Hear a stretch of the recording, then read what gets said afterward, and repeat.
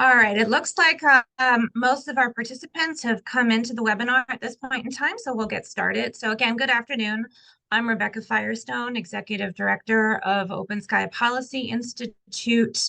We really appreciate you joining us today for a webinar we're really excited about American Rescue Plan appropriations and their uses in the state of Nebraska, and then also getting a perspective from what's been done in other states from a couple of real fiscal policy experts from Pew Charitable Trusts.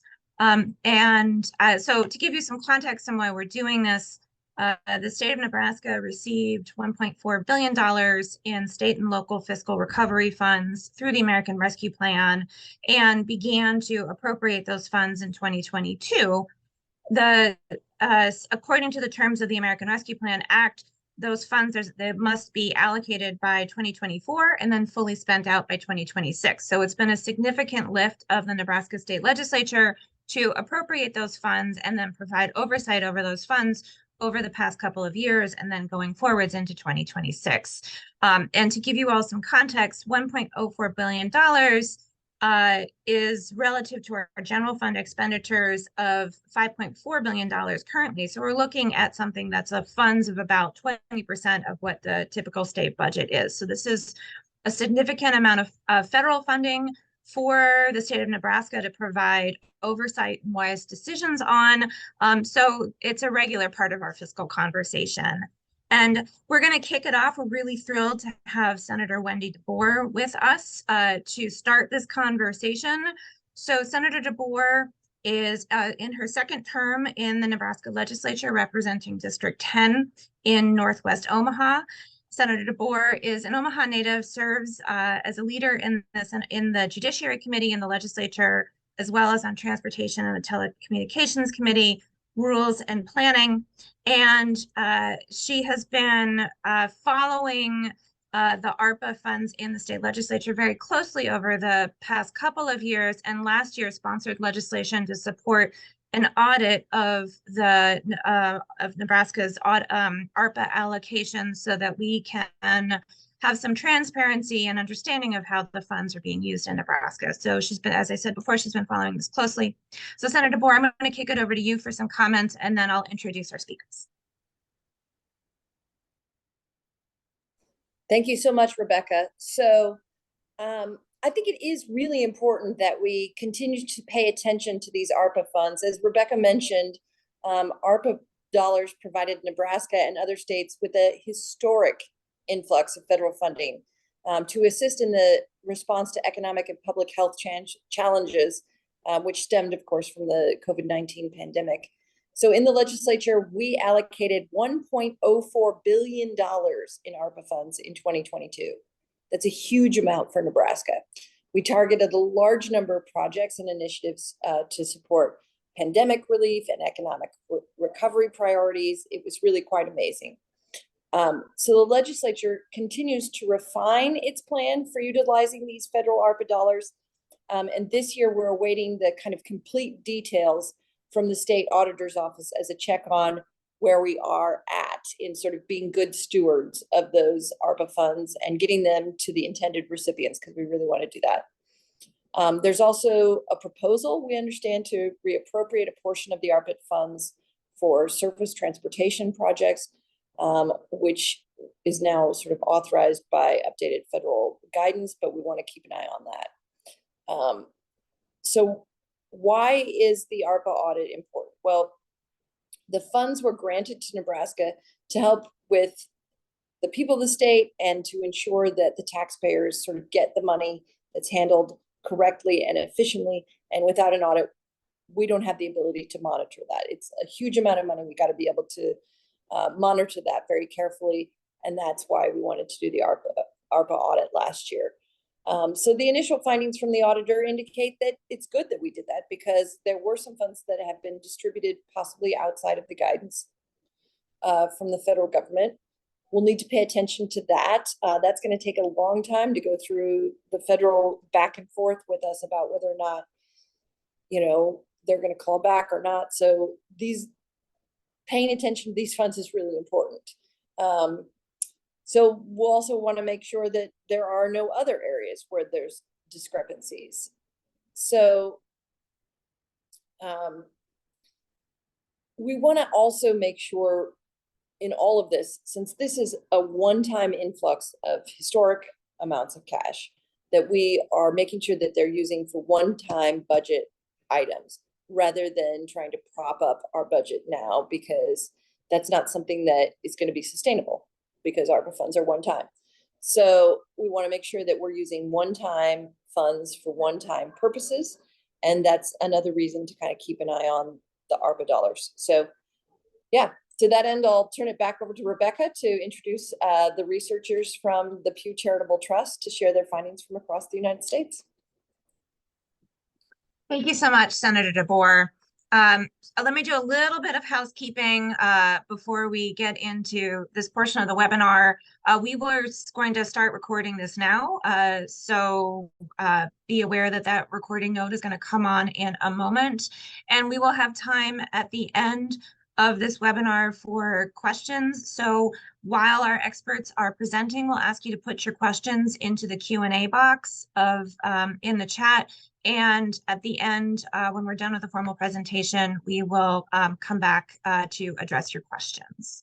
So now I'm really delighted to introduce a couple of fiscal experts from a few Pew Charitable Trusts, folks who are tracking fiscal policy issues on a federal level and on a state level across the country to provide us some insight into how other states are using their ARPA dollars and to discuss some best practices in state budgeting for the state of Nebraska to continue.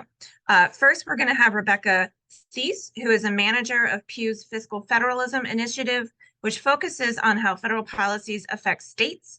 And her expertise includes the role that federal funds play in state budgets. Rebecca previously worked with the Economic Policy Institute and Americans for Financial Reform. Next, we're going to have John Heyman, who's a researcher for Pew Charitable Trusts in their state fiscal health project, where he works to improve state economic and fiscal policy by providing informed analysis and guidance on best practices from across the country. Before joining Pew, John worked for the U.S. House Committee on Education and Labor, and he worked for the Speaker of the House in the Illinois House of Representatives, so experience both on the state and on the federal level. So, Rebecca, at this point, I'm going to hand it over to you to start screen sharing, and we'll look forward to your presentation. Perfect. Okay. Let's see. Thank you. Now, can you all see? You all see my presentation? Let's see. Let me go back to the beginning. Okay, thank you so much for having John and I on today. We're excited to be here to talk to you about fiscal issues. The Pew Charitable Trusts is an independent and nonpartisan think tank. We are dedicated to informing the public and public policy. And while John and I will talk to you about fiscal issues, Pew does work in a number of different areas, including housing policy, on broadband issues. We have a lot of environmental initiatives, so definitely check out our website for public policy takes on in a lot of different areas. Okay, so and the senator set up my comments really nicely, so I appreciate that. Thank you, Senator DeBoer. Let's start with why we're here talking about pandemic aid and state budgeting. Why does this matter so much? So as both Rebecca and as Senator DeBoer said, the pandemic brought with it just a huge influx of aid to states and localities. Today, I'll talk about kind of the size of this aid and the decisions that states are making with it, as well as more broadly, how to think about this aid as it's kind of winding down and as the timeline is ticking on it, because of the impacts that this kind of one-time pot of money will have on fiscal health over the longer term. And I'll also cover some of the findings that we have from our recent report called Pandemic Aid, How States Safeguarded Against Future Budget Challenges, that is on Pew's website. And in that report, we looked closely at these kind of potential challenges related with this one-time funding stream and came up with takeaways that really will be good for states and policymakers to keep in mind as you kind of continue and close out the decision-making process with this funding. Kind of particularly given the stronger than anticipated economic positions that many states have found themselves in. And then John will dive into Pew Research on states' uses of budgeting tools. And then, as Rebecca said, at the end, we'll be happy to answer some questions. Okay, so as you're all aware, Nebraska, like every other state and a number of localities, was the recipient of American Rescue Plan funds during COVID. That came along with other pandemic-related funds and non-pandemic related dollars as well. So this is a lot of money coming to states and localities right now. 195 billion total went to states through the State and Local Fiscal Recovery Fund. And as Rebecca said, the state of Nebraska was the recipient of just over $1 billion. According to the National Association of State Budget Officers, as of last summer, states had obligated 138 billion of that 195 billion dollars in total funds. Nebraska, according to the Treasury Department, has obligated almost 850 million of that total thus far and expended about 275 million of it. So there's definitely still money on the table, kind of as others have discussed, for Nebraska to use and make decisions with. And but what you see on this slide is Treasury data kind of for all the states, for the categories in which states have been able to spend these flexible pandemic funds. Now, these are the original categories, and they have been kind of expanded since then. I'll get to that in a little bit. But first, let's talk about where we see states putting their funding towards. So you can see that states have spent heavily in public health and negative economic impacts. Those are obviously to address the public health and kind of economic needs associated with this pandemic. States have also made a lot of decisions around infrastructure projects to invest in. And then you can see here on the right-hand side that revenue replacement column. And that kind of shows all the dollars that states have put into that flexible revenue replacement category. And I will talk about that more right now. So the revenue replacement provision in the American Rescue Plan granted broad flexibility for states to use federal funds to replace lost state tax revenue. As long as states kind of demonstrate to Treasury that their revenues fell below expectations during the pandemic, during the crisis, they could spend an equivalent amount of their SLFRF allocation to provide nearly any government service.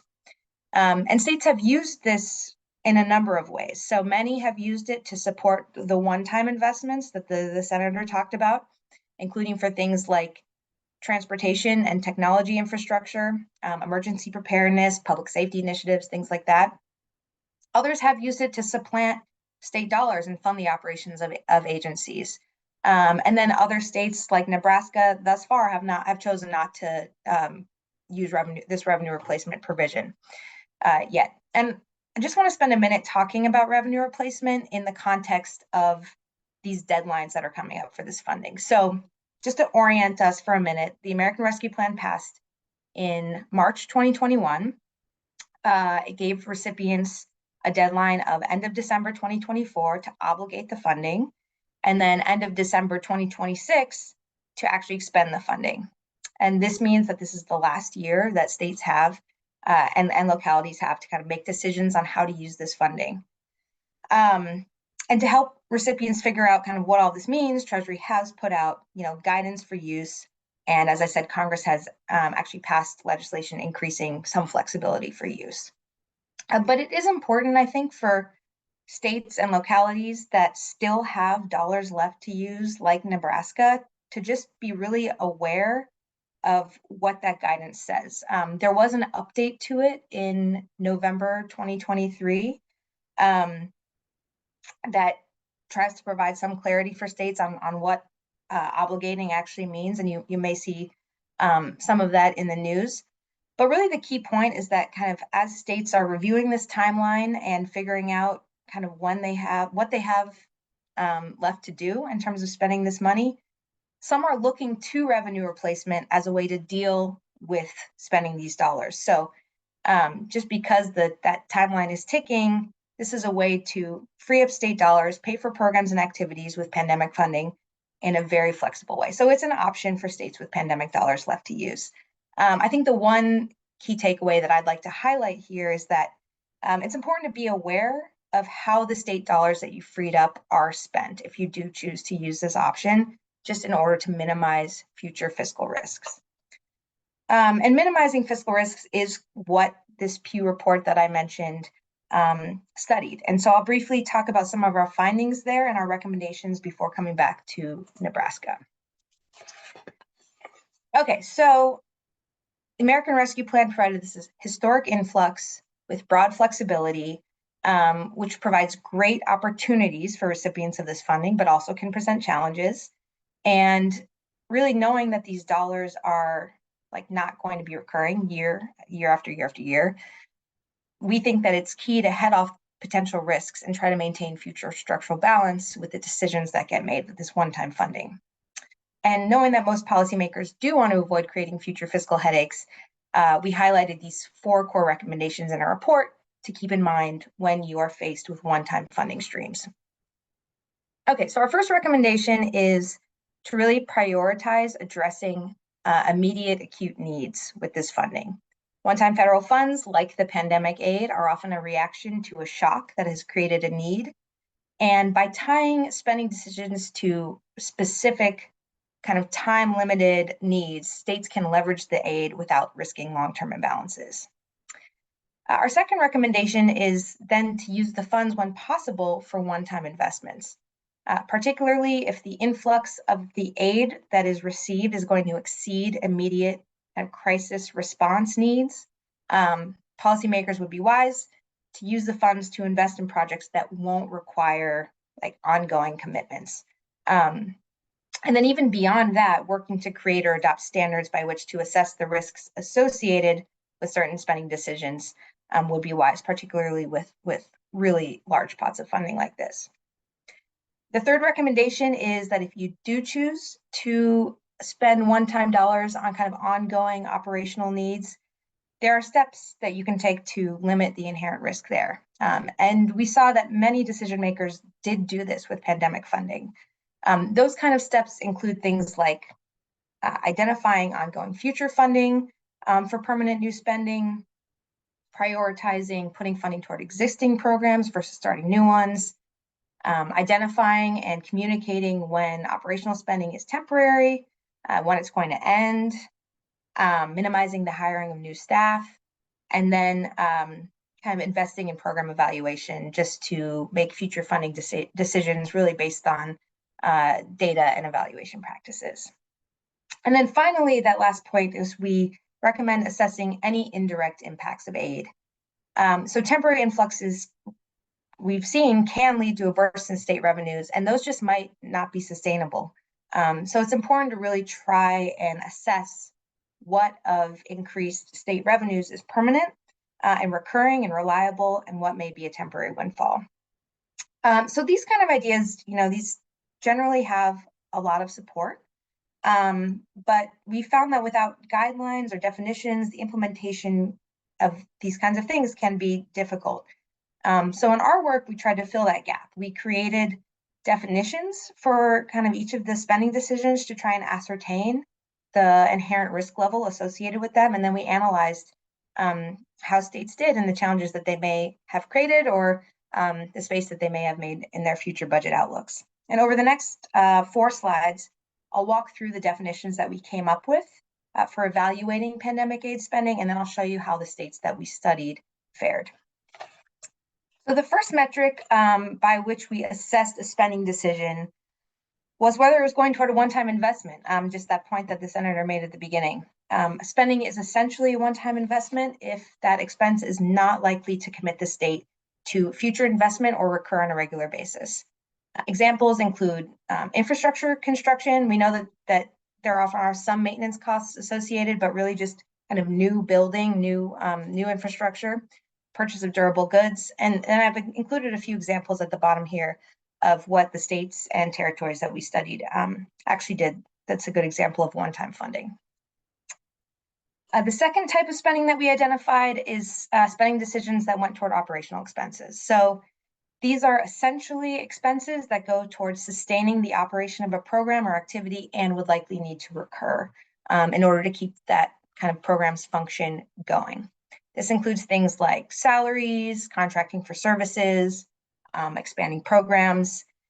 And Tennessee, for example, put $35 million toward addressing mental health and substance abuse in a state mental health crisis program.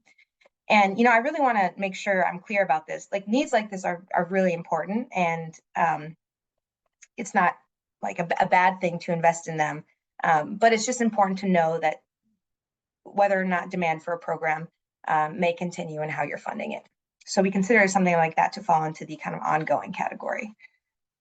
And then finally, we define spending if it were specifically being used for direct pandemic response. These are needs that we don't expect to continue past the crisis and thus past the availability of these one-time funds. And so we separated these expenses out. And you can see some examples of what direct pandemic decisions looked like. Okay, so we looked at the decisions of 5 states and 1 territory. Those states are listed here, and those jurisdictions are listed here in this table. And we found that when it came to spending their kind of flexible pandemic aid, for the most part, they prioritized spending it on pandemic response and one-time investments, the types of spending that we kind of associate with the lowest risk of future fiscal imbalance. And just to point out some of the key takeaways from this table, 4 out of 6 of our case studies allocated over 90% of their funds to address either one-time or acute pandemic needs, and then 6 out of 6 allocated over 2/3 of their funds toward either one-time or direct pandemic needs. The share of operational expenses that we found that these jurisdictions they varied, but in 4 out of 6, it was less than 10% of allocations. And then, as I alluded to, allocating funding towards operational expenses is not necessarily a bad choice for policymakers to make. We want to make sure that you are addressing the needs that the state or the locality has and taking care of citizens and kind of what you find to be a priority. But just given the one-time nature of this funding, there are certain steps that you can take to plan and to lower future fiscal risks. And I've listed those here. Like I said before, the jurisdictions that we studied, they did often utilize these planning principles. And if you go to our report, we actually have broken out how they did that in each of the 6 jurisdictions that we studied. But here's just a list of what the types of kind of planning strategies that they use to reduce fiscal risks. And then we also looked at creative ways that states used their pandemic dollars to get long-term value out of this one-time investment. States did have, not only this timeline for spending, but also there were some guidelines. You couldn't, for example, pay for new tax cuts with this funding. You couldn't make rainy day fund deposits with it.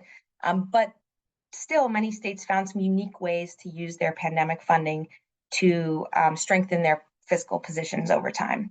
And I've included some examples on this slide. I'll just call out 2 of them. Maine created a property tax deferral program using funds at the outset to set up this program that will provide fiscal relief kind of going forward years into the future. And then Connecticut invested in impact evaluation capacity so that they can actually conduct evaluations and assist decision-making for future programs based on data and evidence.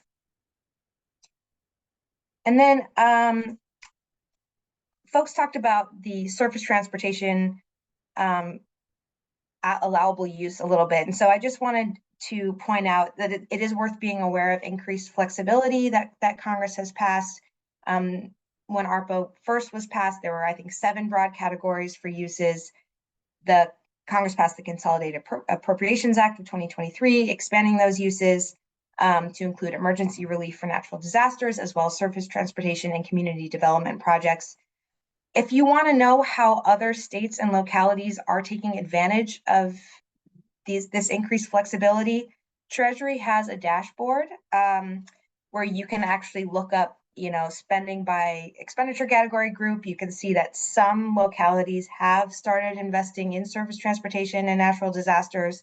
Not a lot yet in terms of what's been reported so far, but that data is there for you to see. And since Nebraska still does have funds to obligate, it may be worthwhile spending some time on Treasurer's website to see what others are doing. And then before I turn it over to John, I'll just take a minute to talk about tax revenue, particularly in the context of that fourth recommendation that our Pew report has, which is the importance of being aware of any indirect impacts of aid. So this is data that has been crunched on our website. Crunched at our organization. It is not up on our website yet. So it's preliminary, but I wanted to share it with you. Tax revenues in Nebraska and many other states, as you are probably aware, came back stronger and more quickly than folks anticipated. That happened in conjunction with all of this aid from the federal government. Pew Research has found that in the first quarter of 2023, both overall in the entire United States and specifically in 37 states, including Nebraska, tax receipts were higher since the pandemic start than they would have been if pre-COVID growth trends had continued. So kind of when you're looking at growth trends before we even knew about the pandemic, tax revenue is higher than it was projected to be. And that's what this slide is showing. That black line is the pre-COVID growth trend, and then those blue and orange bars kind of show how much above or below tax revenues have fallen relative to that trend line. Nebraska, like many other states, outperformed expectations, but revenue is more recently starting to fall behind pre-pandemic trends. So that's just important to keep in mind. The takeaway here is really that we're coming down from these kind of pandemic highs, and the indirect impacts of that boom in federal aid are probably not as strong as they once were. And because of that, it's just important to assess legislative changes that will either impact spending or revenue collections against state revenue forecasts, and keep in mind what's sustainable for states. And with that, I will turn it over to John to expand on these ideas about sustainable budgeting. Thank you. Thank you. I should probably share my screen before I start talking and explaining what I'm going to present. So 1 minute. Let's see. Okay. I guess just really quickly, it's doing the same thing. There we go. There we go. There's the beginning. Just really quickly to explain, to contrast like the difference between our presentations. It's Becky and her team did a really good job zooming in really strongly on ARPA and recovery funds and how those are affecting state budgets, and we think that's really important. The thing that kind of connects our presentations is we're both examining how states manage their fiscal situations over the very long term. How do they think about their states structurally and create sustainable budgets? So I'm going to zoom way out.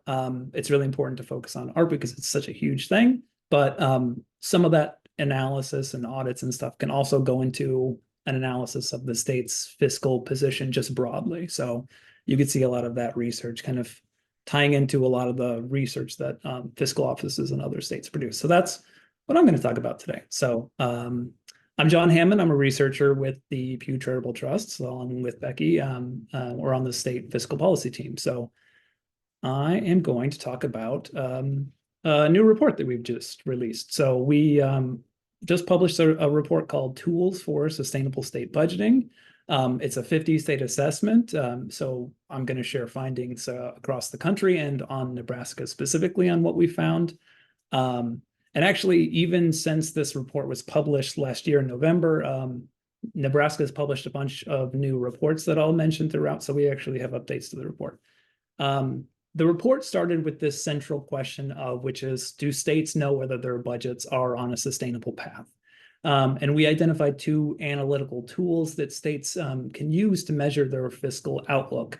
And those are long-term budget assessments and budget stress tests. So the report, Tools for Sustainable State Budgeting, describes what these reports are how states should use them, and how these tools are helping inform some of the states, some of the most consequential fiscal decisions. Our report includes a Nebraska state fact sheet, and we talk about kind of how Nebraska uses these tools. So be sure to check those out. Our website's there at the bottom. I'll be sure to put in links to the report and to the Nebraska fact sheet at the end of my presentation. So what is a long-term budget assessment? The first tool. Long-term budget assessments identify structural deficits. So to prevent or alleviate structural deficits, states must understand their long-term revenue and spending outlook, and then they have to act to maintain the budget balance. So long-term budget assessments help states do that. These analyses start by identifying revenue and spending categories that are central to budget balance. And then they use that information to project revenue and spending increases in these categories at least 3 years into the future to show whether surpluses or deficits are expected. So in this example, a state starts with a surplus in year 1, but a deficit begins in year 3 and it expands from there.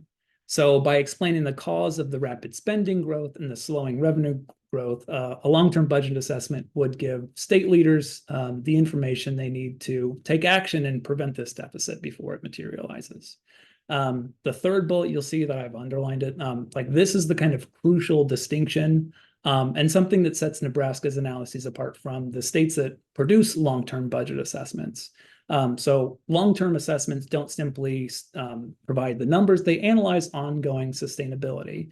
And they can do that by explaining the factors that are driving the numbers and explore policy options for improving the state's long-term outlook. I'll be providing a bunch of examples of how states do that later on, but they're also sprinkled throughout the report and all the state fact sheets. So moving on to budget stress tests. So budget stress tests help measure whether states prepared for temporary shortfalls. And if they're not, help create a plan for bringing the budget back into a balance when such a shortfall happens. Stress tests start by identifying hypothetical economic events that could cause these shortfalls, such as mild or even severe recession scenarios. And then they analyze how those stress scenarios affect the budget. So to do so, they study how far revenue collections would fall in the scenario, and in some cases, spending demands for programs such as Medicaid, how much they would increase. Finally, stress tests compare the size of these negative effects to the budget contingencies that are available for addressing them.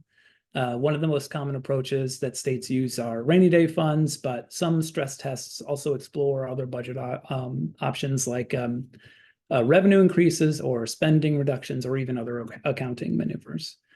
So to explain this slide, in this example, the reserves and contingencies that the state has are sufficient to offset the effects of a mild recession, but not a severe one. So with this information, policymakers could increase reserve deposits until the balances are able to offset what a severe recession could do, or create a plan for other strategies that they could use to close the gap. Importantly, our research found that a diverse group of states really use these long-term budget assessments and budget stress tests. So since 2018, 15 states we found produced long-term budget assessments, and 13 have created stress tests. They come from every region in the country. They include states with Republican and Democratic political leadership. They include states that are doing well financially and ones with more challenges. So as a result, there's actually a lot of models for states to learn from. And as you can see, Nebraska has produced a budget stress test, but not a long-term budget assessment. Crucially, and these tools are actually making a difference. One thing that was clear in our research is that when states have these tools, but long-term budget assessments and budget stress tests, policymakers actually use them. So two quick examples here. Rhode Island, they produced long financial projections as part of the budget process for a while, actually. But historically, then they'd been released after the introduction of the budget, which was usually too late to have a real impact on the policy discussions. And then they changed that. In fiscal 24, they introduced preliminary versions of projections at the outset of the budget process. And then they use that long-term budget projection to determine how large of a tax cut the state could afford without creating a structural imbalance. And in Montana, the legislative fiscal division produced a budget stress test that created several recession scenarios. The analysis reviewed the state's available reserves, and it also described actions that the legislature could consider, or that they would need to consider, including tapping savings and reducing agency spending for when a shortfall happens. And given the level of volatility in Montana, in some of Montana's revenues, and they had small caps on some of their buffers, the report actually suggested policymakers consider increasing their caps to mitigate the effects of a severe recession. And policymakers did just that the following year. So they raised the cap on the rainy day fund. And there's many more examples of these in the text of the report, like I said, and the fact sheets that we published alongside it. So I really encourage you guys to go check those out. So in Nebraska, as I mentioned, we've identified a budget stress test, but not a long-term budget assessment. However, Nebraska actually has taken steps towards providing long-term budget analysis. We've identified a separate group of states, which includes Nebraska, that produce reports that project revenue and spending over the next 3 fiscal years, but they fall short of using those reports to envision how a state could respond to budget challenges like a structural deficit. That said, like, these reports are still really valuable to policymakers often, and Nebraska produces something like this in a couple different ways, including this is out of the general fund financial status, which the LFO updates regularly. So in fact, they update it daily once the budget's introduced until the end of session. And it includes an estimate of fiscal balance, which contrasts revenue and spending, but it doesn't necessarily include a discussion of fiscal sustainability. And actually, just last month, in December, the LFO released a new report, statutorily required, adding additional detail on the state's long-term financial situation. So this report, the long-term budget planning report, includes a longer time horizon than the general fund financial status.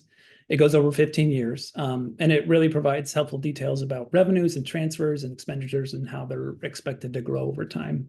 But again, it doesn't include like a full discussion of how the state might respond to a significant structural deficit, like the one that it actually produces over the next 8 years, or that it projects, excuse me, over the next 8 years. So, and I'd really like to kind of put a little exclamation point on this slide. I'm curious if this is kind of new information for folks in Nebraska. I'm not tuned in or keyed in on the policy discussion in Nebraska, but I don't think I'd seen discussion of this structural challenge maybe for policymakers or in the press.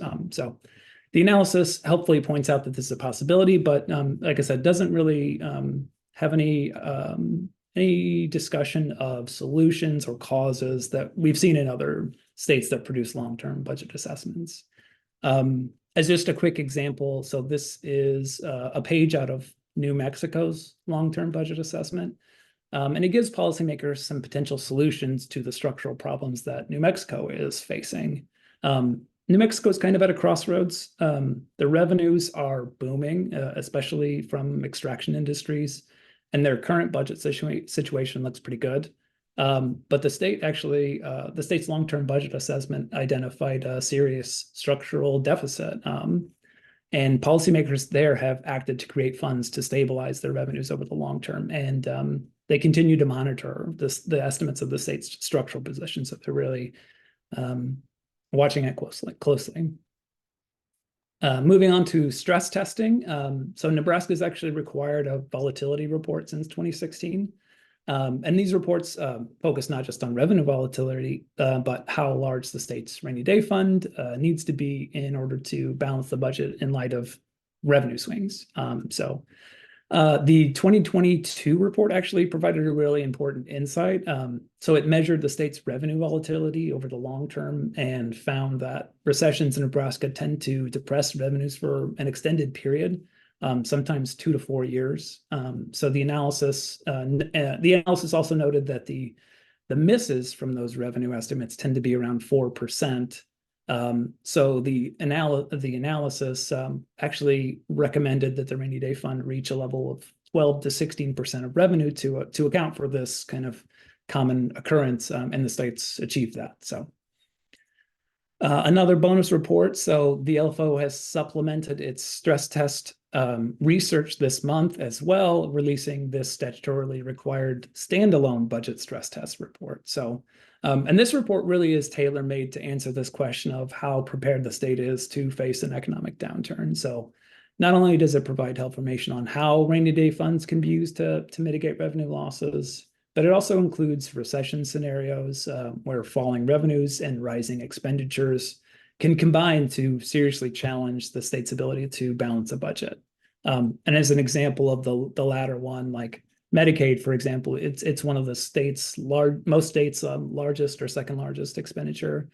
And Medicaid often sees increased enrollments during the recession as people lose their jobs, and that puts pressure on state budgets. So this report includes assumptions of how Medicaid expenditures might grow during recession, and those are based on historical increases. The report also includes additional contingencies policymakers can consider that should the losses during a recession or a budget shortfall exceed their savings levels, like balances and other harder to access but still available state funds. So some next steps, some options, some ideas. Because of these fiscal tools, policymakers in Nebraska are actually pretty well positioned to meet the challenges posed by both long-term structural challenges and short-term economic downturns. But I think there's still room for improvement. One of the things is, I know it's still early and there's plenty of opportunities in the future for policymakers to hear about these reports. It's just worth pointing out that the analyses that the LFO produces are only valuable if they get in front of policymakers. So I know some states automatically schedule hearings. I don't know if or around the release of reports that are like the ones that LFO produces. And I know they have some on some, but that's something to keep in mind. And while the LFO's long-term projections are really helpful I hope at keeping policymakers informed on short and long-term future of state finances, they could include more discussion on what options might be available to policymakers should the state need to make structural changes. And I think that that's especially true given the long-term budget planning reports finding that the state could face a structural deficit for the next 8 years. So that's all I have. I think I'm going to kick it back to Rebecca and we will do some Q&A. So thanks very much.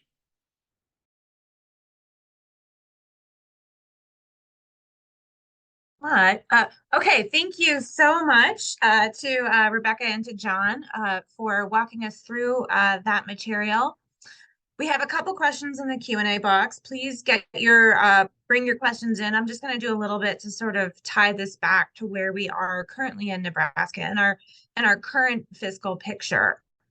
So we are in the middle of a 2-year budget cycle. So for this biennium, the budget was set last year, and we are looking at in this legislative session doing some updates to that budget. And a number of updates to our budget have been proposed through the governor and through senators, including potentially making some significant investments in seeking to reduce property taxes for property owners across the state, with some debate about how that property tax relief package would end up being funded, with some considerations about potentially increasing the sales tax or expanding our sales tax base, and potentially having some budgetary impacts because of that focus. That could include reducing some funds that we have in other cash funds. So we are expecting to see significant movement on the budget debate this year in the Nebraska legislature, both on the revenue side and on the expenditure side. And this is in addition to reappropriation of the ARPA dollars that we are expecting. One of the challenges that we face as a state is, as the ARPA dollars need to be spent out by 2026, Nebraska is also on a path of cutting its income taxes to get down to a top income tax rate of 3.99% in 2027, which is putting Nebraska on a overall trend where the state is expected to be receiving fewer revenues over time, while also still seeking to spend out those ARPA dollars. That raises, I think, some significant careful dance that needs to be done in terms of making sure that expenditure commitments don't end up becoming unsustainable in the long term as we're on a path towards revenue reductions in Nebraska. Where ARPA certainly fits in there, to look at considerations about whether decisions are made to allocate those ARPA dollars towards operating expenses, or if they're going into one-time investments. So that's a little bit about where we're at now. And I'm going to kick it over to our speakers to address a couple of questions that we have already received. One question was just a quick refresher on how much Nebraska has received overall in pandemic aid. And I'm going to take that question just to say that Nebraska has received about $24 billion collectively across the American Rescue Plan Act as well as the CARES Act. So that's about $24 billion that's been infused into the Nebraska economy since 2020 and the start of the COVID-19 pandemic. And again, we're currently sitting at general fund expenditures, namely our state budget of about $5.4 billion.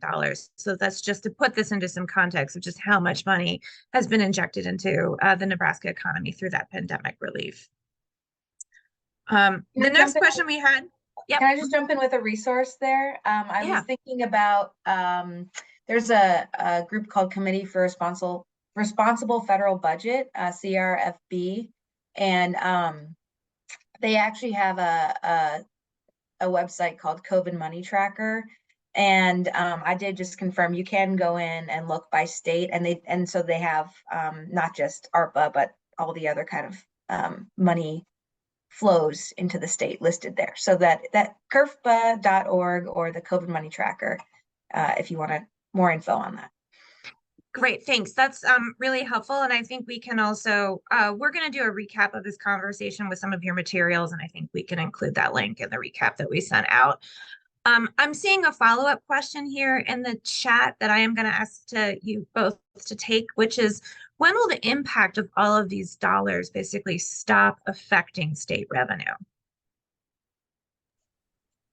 Yeah, that's definitely a complicated answer. A part of it depends on when the money is spent and what it is spent on. So given that Nebraska still has funds left to use, I think that impact will kind of continue.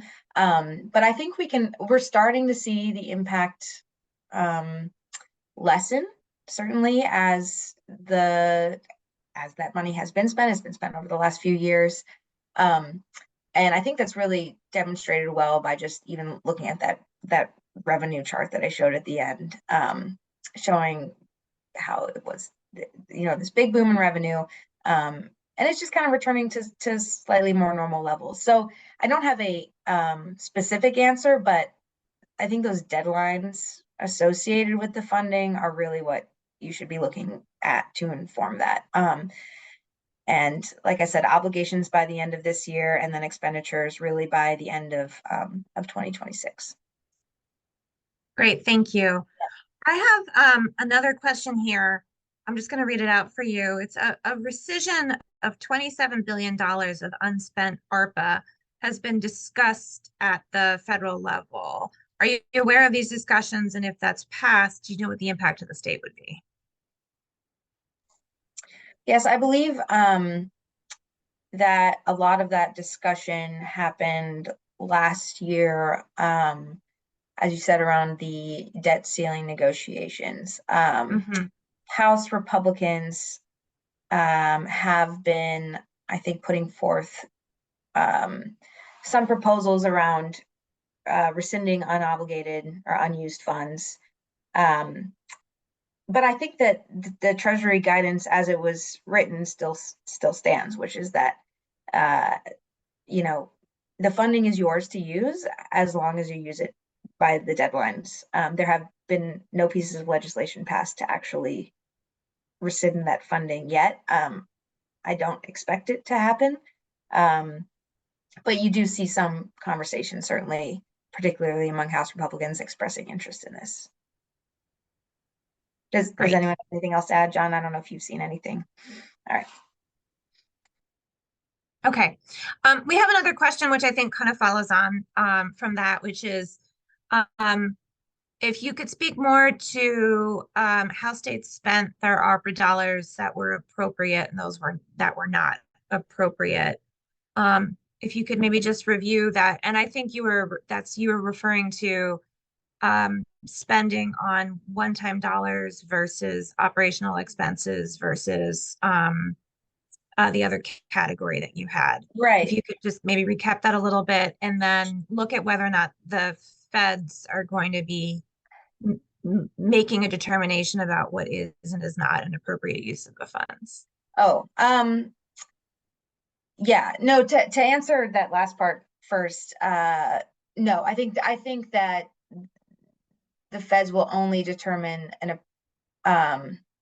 whether funds have been used in terms of their kind of expenditure categories that they've laid out. Is this an appropriate use? And I know that states do coordinate with Treasury and that there are offices within Treasury which can help answer those questions. There are other resources like NASBO, the National Association of State Budget Officers, that I know play a role in helping states kind of determine those appropriate uses.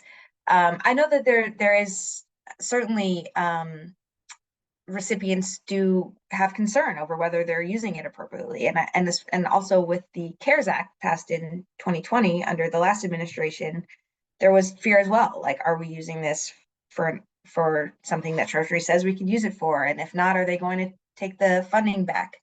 I think that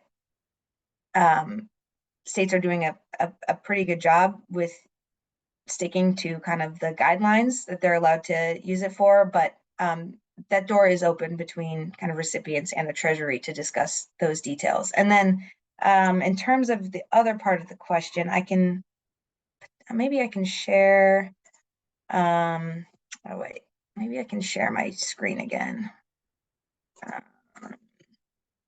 Let's see, I think you're talking about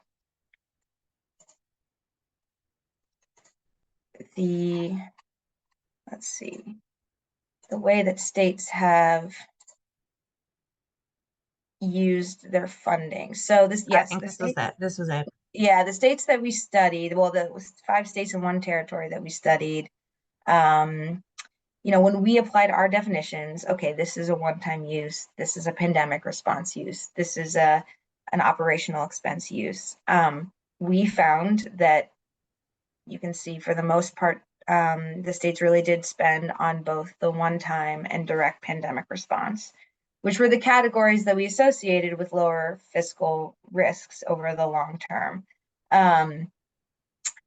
You know, you can see that there is some variation there. Illinois is an outlier. Our report definitely digs into what Illinois did. They put a lot into revenue replacement, and it just was kind of unclear based on the information that they provided, whether that would be ongoing or one time. And so we kind of concluded like that it's important for the state to track this, and if it is for ongoing, to make sure that they have a plan in place.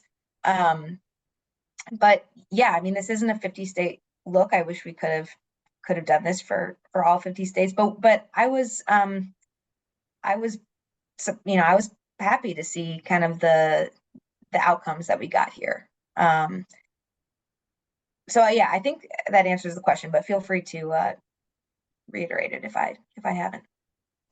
I think it does. And with that, I think we're basically at time.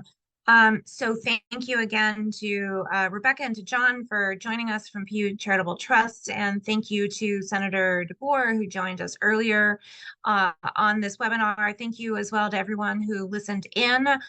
We will be sharing a recording of this webinar on our YouTube channel and pushing out some of the materials and resources that were discussed on the webinar. So thank you again for being part of this. I also do want to put in a plug.